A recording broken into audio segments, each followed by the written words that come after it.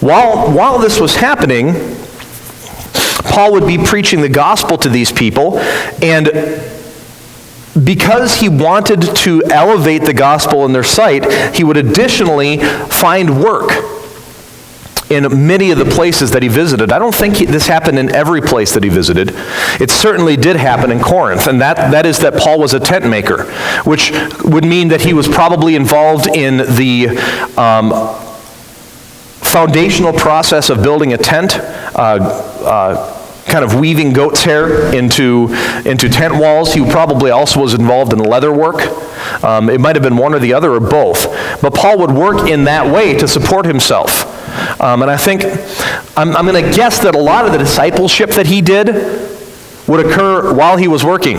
People would come and he'd be working on his tents. He'd be working at his trade. And while he was doing that, he'd be having a conversation about Jesus Christ, about the gospel. There was a real big problem in the church at Corinth. Not in the church at Corinth initially, but a very big problem of custom in the city of Corinth that was interfering with the church's ability to do well. And I think Paul recognized this early. In the city of Corinth, and in most Greco-Roman cities of the day, there was this social custom called patronage. And that is that there would be a number of wealthy citizens. And these citizens would use their wealth to sponsor something. They would sponsor the arts. They would sponsor this or that component of the arts. They would sponsor an individual, or they would sponsor a gymnasium or a school. And so when Paul came into Corinth and he went to the synagogue and he preached there and then he established a church, it was a very natural thing for a number of the wealthy individuals who were converted into Christianity to volunteer to sponsor Paul, to make it so that he could stop working on tents and continue in an uninterrupted exposition of the gospel and discipleship among the believers that were there. However, to identify oneself with a particular patron fed into one of the main problems of the church at Corinth, and that was the factionalism that was there. And so if Paul had identified himself with a particular patron so that he could stop working on tents and really focus on the work of the church there, then that would have resulted in him feeding a political animal that was already causing problems in the church. And so the Apostle Paul, in Corinth especially, but in other churches I believe, but especially in Corinth, avoided that entire issue by continuing to work so that the patronage that was a foundational problem there was not something that he was contributing to. Instead, he says, I boast in this. I didn't accept that patronage. I didn't accept money from anybody in Corinth, because I saw that if I did that, it could put an impediment, it could interfere with the glory of the gospel, the main thing. And so I gave up my right to financial support for the spiritual benefit that I was giving you, because I saw that if I took that, it would actually harm the benefit that I could bring. And instead, I gave that up, worked hard, and still established the church here. And this is the ground for my boasting, that I was able to give that up. I have the freedom to not do that. One of the commentators that I read, his name is Garland, said, benefiting the spiritual good of others overrides insisting on divinely authorized prerogatives that he has from his service in the gospel. So instead of preaching the gospel, in his mind it was the bare minimum of service, a gift and a grand privilege. Paul stretches further. He goes the extra mile and denies himself a living through it so that he may be more like Christ.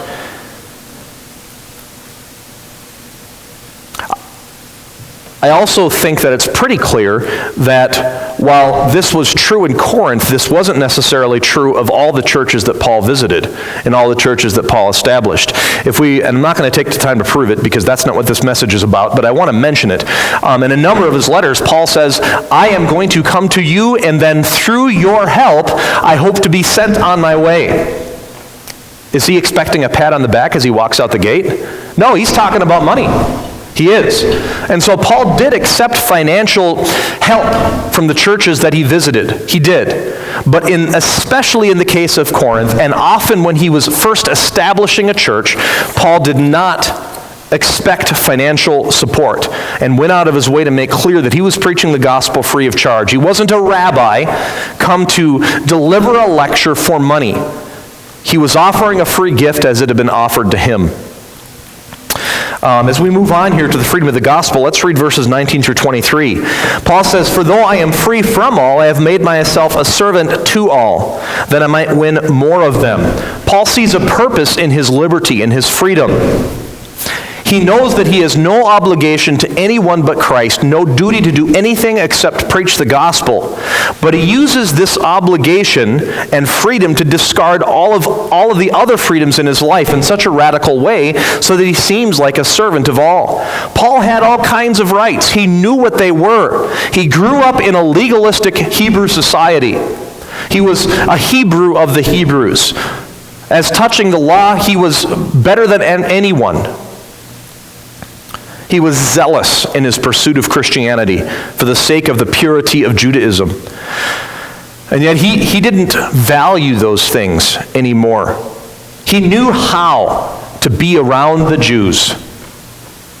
But he was also a Roman citizen and had been raised in the Roman world. And so he knew how to be around the Gentiles. And so he used the freedoms that he had, the understanding of both components of culture that he was in, to discard what freedoms he could to glorify, to amplify his witness, to glorify the gospel of Jesus Christ. This is the purpose of Christian liberty in Paul's mind. I haven't made use of any of these rights, he says in verse 15. In verse 19, I am free from all, but I have made myself a servant to everyone so that I can win more of them. Paul sees the purpose of his freedom.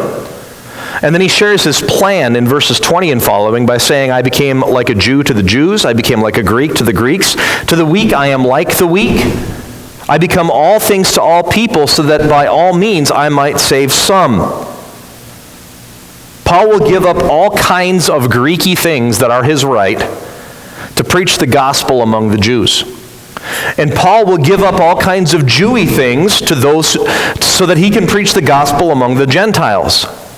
He will also give up any right that he has, perhaps the right to eat meat, which might damage another person's conscience. The point that he is making here is that he is not that he is adapting the gospel to various cultures, which is often the way that this passage is applied. He is not adapting the gospel to various cultures. It is a very personal thing that he is doing. He is free to endure the loss of any of his own personal freedoms in order to elevate the gospel. That is what Paul is saying that he's doing here, and that's what we're being taught. Our freedom is in the gospel because we have the gospel of Jesus Christ. Nothing else is comparatively important. Paul is following in the steps of Christ when he does this. I think an excellent example of this is in Philippians chapter 2. Jesus, who had all the rights of God, being in the form of God, did not grasp after those rights, but gladly released them, making himself of no reputation, taking upon himself the form of a servant, and being made in the likeness of man, and being found in fashion as a man, being obedient to death, even death on a cross. Jesus had all the rights in the universe, and he gave up the exercise of those rights to confer a benefit on all of the people that he had made. Paul is simply following Christ's steps, and we can follow in those steps too. And yet so often this passage is taken to mean something else. It should not license us to worship the way that the world worships, like the people of Israel do in Exodus 32. Moses is up on Mount Sinai. He's been up there a long time. He's been up there a few weeks, and they're getting nervous. Is he ever coming down? All that thunder and lightning and earthquake and fire. He must not be alive anymore. Tell you what, Aaron, we're starting to feel the absence of a presence of spiritual authority. This must have really messed with Aaron's mind, by the way. You know, Aaron was Moses' older brother. He's the one who was supposed to be holding it together. And the people come to him and say, yeah, you're not doing all that great a job. Moses is gone. We need something to worship. And we're not willing to follow your leadership. We need a calf. And so they make a golden calf, and almost immediately, after having made that golden calf, which is the way that the Egyptians worshipped and the way that the cultures around them worshipped, they began not only to worship the calf, but to use the methods of worship. The Old Testament context, and it's also mentioned in the New Testament, is after they worshiped, they rose up to play. And it's talking about immorality. After having built the calf, they stopped worshiping God the way that he told them to, and instead followed their own desires. When we look at this passage, and Paul says, I've become all things to all people so that by all means I might save some, he's not adapting the gospel to culture like that. He's not changing the way it works. It's not what's going on. He is simply saying, like he's been saying all along, I have given up anything I can think of to glorify the main thing, the gospel in Jesus Christ. The gospel must be glorified. It is the point. Its value must be shared with others. I do it all, verse 23, for the sake of the gospel, that I may share with them in its blessing. And so we see Paul's perspective on the freedom of the gospel. These next verses, do you not know that all that run in a race, only one receives the prize, are very familiar to us. How does our understanding of the surrounding context inform our application here? In the discipline of the gospel, it's about our desires and it's about the prize. I'm actually going to start down in verse 27. Paul says, I discipline my body and keep it under control, lest after preaching to others, I myself should be disqualified. It's restating the foundation of Paul's Christian liberty. He's saying, my natural desires, my ability to exercise my personal liberty must always be submitted to the freedom that I have to give up anything I can to glorify the main thing.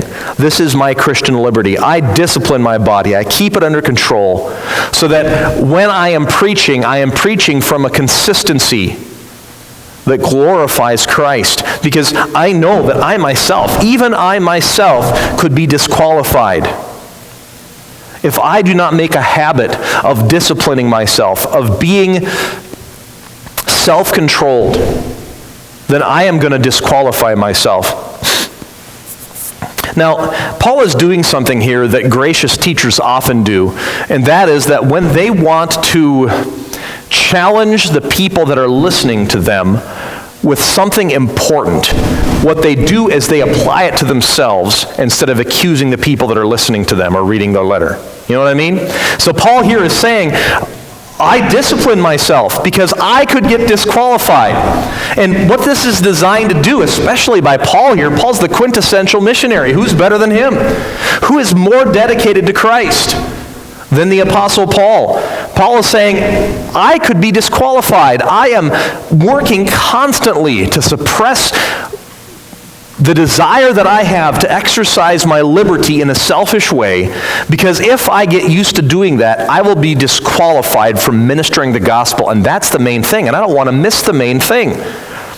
The church at Corinth is designed to hear, well, if Paul could fall, I could fall. Wait a second, I am where Paul has said he doesn't want to go. I am so obsessed with my right to eat meat, or my right to get married, or I am so obsessed with my right to not eat meat, or my right to not get married, that I have elevated my Christian liberty above the main thing. Instead, I am worshiping my Christian liberty instead of glorifying Christ in the gospel. So I think Paul uses things like this to graciously make them look at themselves and say, oh, wait, I have missed the point. I have failed in this. So do you not know that in a race all the runners run, but only one receives the prize? So run that you may obtain it. Every athlete exercises self-control in all things. They do it to receive a perishable wreath, but we an imperishable.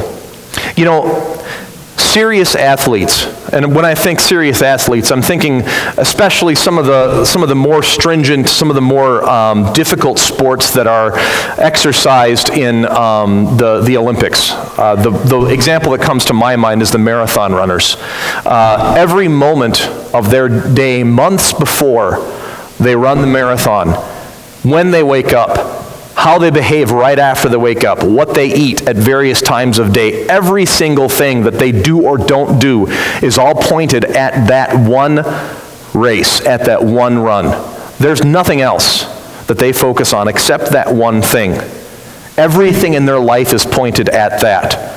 They have a laser-type focus on that day.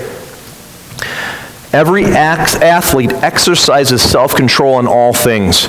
If they're able to do this so that they can win a crown that they put on their head and that's going to wither in a few hours or a few days, should we not much more be willing to laser focus every aspect of our lives into the glorious gospel of Jesus Christ? Because we are headed toward an imperishable crown, a crown that will last throughout all of eternity. This is what we should be desiring.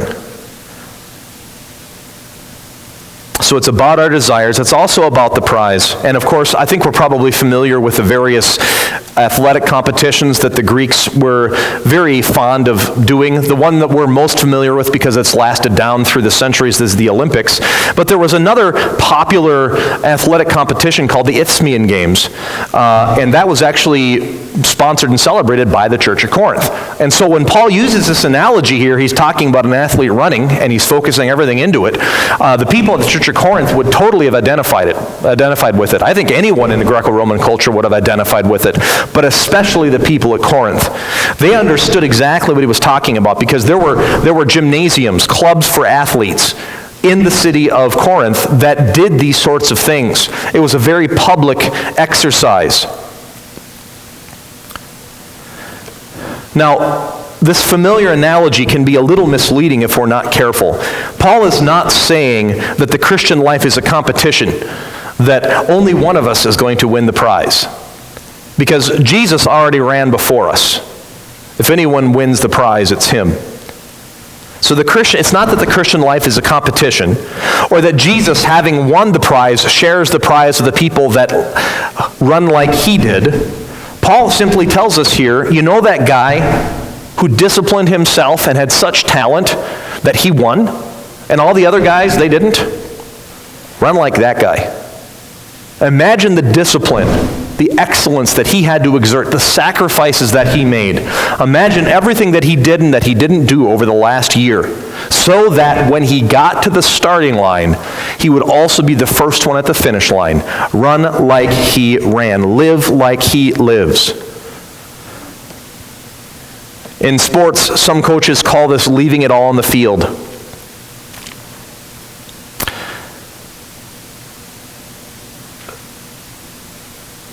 That last quarter mile, the most painful of all. I'm already tired. I'm already thirsty. It already hurts to breathe. In fact, it's been hurting to breathe for the last half hour. And then Brian says, all right, Nathan, let's go. And my heart sinks. I don't want to go. I really don't want to go. But off he goes. Clomp, clomp, clomp. He doesn't run lightly. He's a Clydesdale. He just keeps chugging on. And since he's running, I figure I better too. And so I put everything I have left into that run. Leaving it all there on the street, nothing left. The Christian life is not to be half-hearted in any of its components. We have to run all. Paul tells us elsewhere that we need to work out our own salvation with fear and trembling, because it is God who works in us both to desire and to do his good pleasure. Also, Philippians chapter 3, verse 11 says,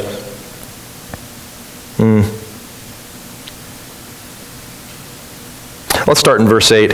Indeed, I count everything as loss because of the surpassing worth of knowing Jesus Christ my Lord. For his sake I have suffered the loss of all things and count them as rubbish, in order that I may gain Christ and be found in him, not having a righteousness of my own that comes from the law, but that which comes through faith in Christ, the righteousness from God that depends on faith, that I may know him and the power of his resurrection, and may share in his sufferings, becoming like him in his death, that by any means possible, I may attain the resurrection from the dead. Father, Jesus Christ gave up all of his rights. He is the first example of someone exercising liberty by giving things up to confer a benefit on others. The Apostle Paul is challenged himself to follow in the steps of Christ, and I hope we are this morning as well. Please help us to see that you have given us the opportunity to pursue the main thing, the gospel of Jesus Christ. But we need your grace. We need you to turn our hearts to you so that we are doing this in the way that we exercise all of our freedom. I pray that you would grow in our minds, in our hearts, the excellence, the surpassing preciousness of the gospel, so that every other right that we have, that we exercise, and it's not wrong to exercise these, would be gladly given up because we wish to glorify you in the main thing. In Jesus' name I pray. Amen. Please stand with me as we sing the second verse of the Steps of a Good Man.